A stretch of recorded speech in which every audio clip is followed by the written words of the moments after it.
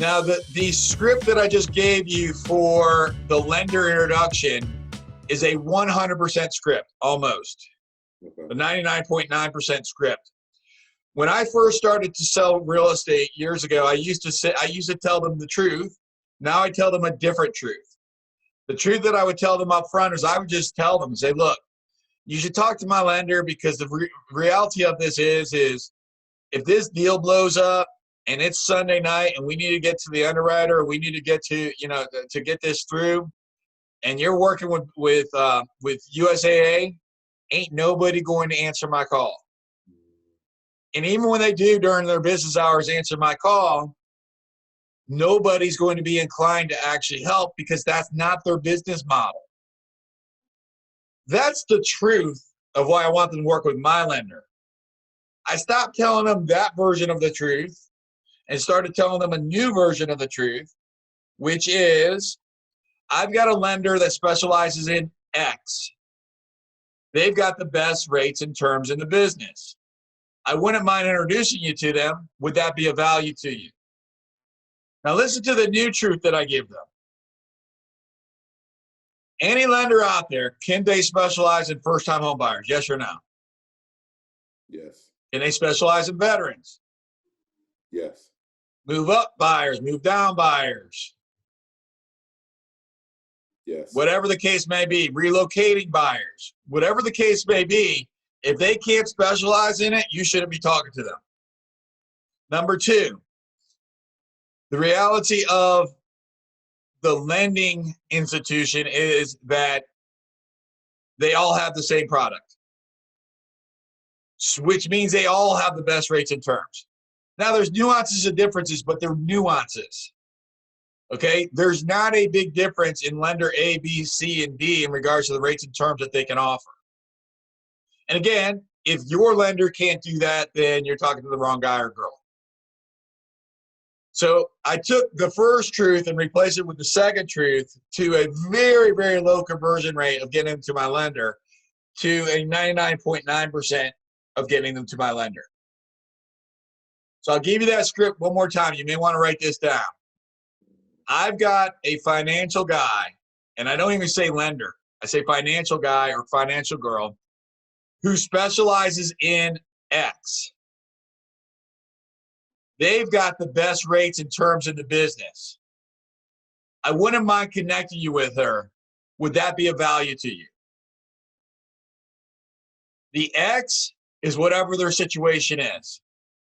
Helping veterans. We did a role play this morning. Shadrach and I did. In fact, I think I shared that a role play with you guys. If I haven't, it's supposed to get shared with you today. And in that role play, Shadrach's, the scenario was good credit, bad credit, husband and wife, first-time home buyers. So I've got a lender who specializes in helping couples who one person has good credit and the other has bad credit, who are first-time home buyers with no money down. He's got the best rates and terms in the business. Would it be of value to you that I introduce you to them? I wouldn't mind doing so. Because what do they ultimately care about? What do you think the buyers ultimately care about with their lenders? That they can help them with their specific situation. That's secondary. The first thing is something else. Trying to get the business done on that. Secondary. First thing, something else. Rates and terms. There it is. Let's be real. The consumer doesn't believe that they actually even need you. The consumer doesn't believe that they need a lender. So we can sit there and, like I hear all these like Facebook groups and it's like, say this, say that, say this. No, cut to the chase. Here's what they want. Give them what they want. They want the best rates and best terms. I'm not going to convince you that my lender's better than the other lender. What I started to do at the beginning of my career, I'm not going to convince you that this deal's going to blow up, and when it blows up, you need an advocate in your corner. Now, that's a true statement. I'm just not going to convince you of it, the buyer, not you guys. So what do they want? They want the best rates and terms. Secondarily, they want to make sure that they get to closing. But honestly, that's not even a thought to them, because they're not even considering all the nonsense that can happen throughout the transaction to prevent that closing to happen. They don't, and even if they consider it, they don't believe it's true. They don't believe that will happen to them because guess what? I've always paid my bills. I've got great credit. I've got great income.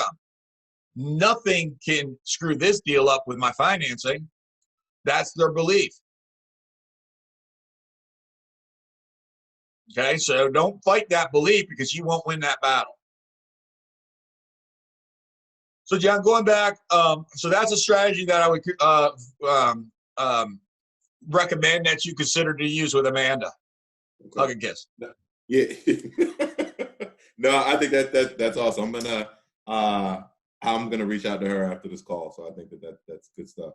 Okay, good. I swear to God, every time I hear that name, that hug and kiss goes through my brain.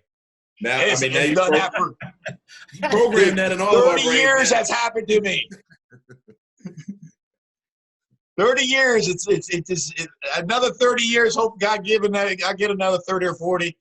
I know I'll be 87 years old and somebody say, meet my great granddaughter Amanda. I know what my mind's gonna do. All right, what else you guys got going on? Good job, John.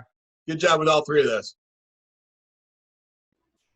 So I got my open house scheduled for this Saturday.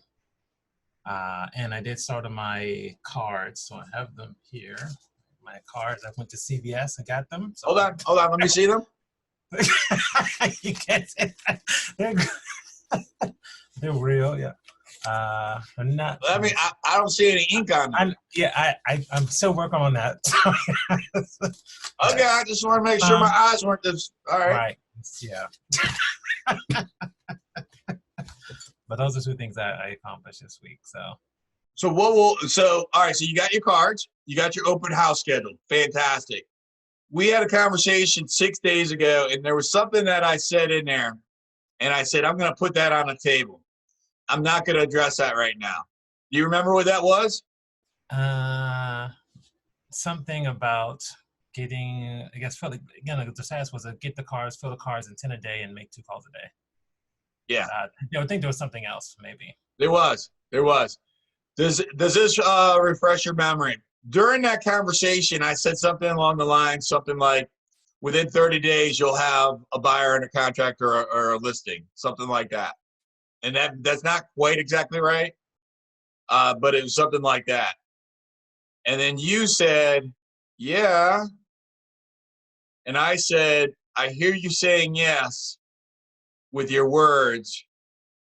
And I recognize that that's not a yes. And we're not going to address that today. Do you remember that? Yeah. Okay. All right. So let's go. I'm going to invite you. Can we go back there real quick? What do you think caused you to not believe that at the time when I said something along the lines of you're going to have a buyer under contract in 30 days or less? I would say 1, confidence level, and 2, I would say just having something lacking there. I guess because what exactly is? I guess just a shortfall, I would say. Okay, go back to 1. What was 1? 1 would be lack of confidence. Lack of confidence. Okay, and then 2 is what? I guess some kind of shortfall with myself. I guess is getting it done, or it's something around that, something around getting it done or it happening. Doubting. Okay, fantastic. Thank you for being authentic and vulnerable and understanding we're in a safe spot and for sharing that with us. So I appreciate that. Has there ever been a time in your life that you didn't put a lot of thought into doing an activity and you created a result, and then maybe you look back and you're like, oh, wow, that was pretty good. And it could even be like driving a car. You know, like when I learned how to drive a car, I didn't put a lot of thought into it. You know, I just did it. You know, I actually didn't have anybody teach me, right? So I just sort of learned on my own. But either way, so, you know, there could be like a time in your life where you just did something and it was new. That's what I'm looking for. Has there ever been a time you did something that was new and you didn't put a lot of thought into it and you had an outcome? Anything? Yes, definitely does happen. And but the thing is, I've learned to not be overly reliant on that because that doesn't work all the time. Okay, well, let's put the rest aside if we could, because I'm just looking at, let's just stay within the conversation if we could, okay? All right. So there has been a time when you took action and then you got a result, and it was new action that you took, correct? Yes. Can you give that example to us? I can give you an example even with the cars. You know, I didn't write down all the names I wanted to do, but I did look back and I had conversations already about real estate. I think I had like 3 or 4 conversations already before I even started writing the cards. Okay, So I got you. I'm looking for something that you created a tangible result besides the activity.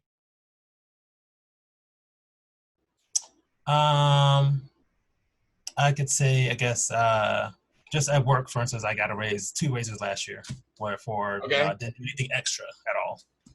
Okay. Didn't ask for it. It just happened. Okay, the raises just happened.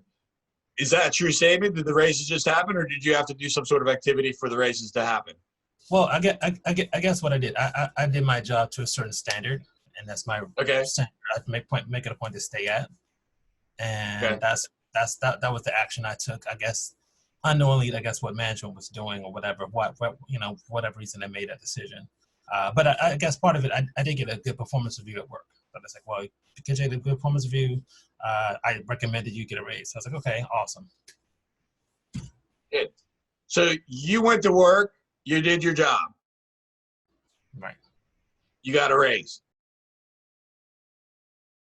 Yep. Is that an accurate sentence or a few sentences? Yes. When you went to work, did you put a lot of thought into it about like having confidence or faith that you were going to be able to keep your job or get a raise or maintain working? Did you have any thoughts about that? Well, it was more so about doing my job and doing what I'm supposed to do. So that was the most I thought I put into it. Okay, good. So there wasn't anything external to that. It was just like, I'm just going to go, I'm going to do my job, I'm going to do what I'm supposed to do. And then as a result of that, you had a positive outcome. Right. Great. So what I heard you say, going back into that, that original question I asked you last week, which went something like, it wasn't even a question, it was a statement, I believe, and saying, hey, look, when you do this, here's what will happen.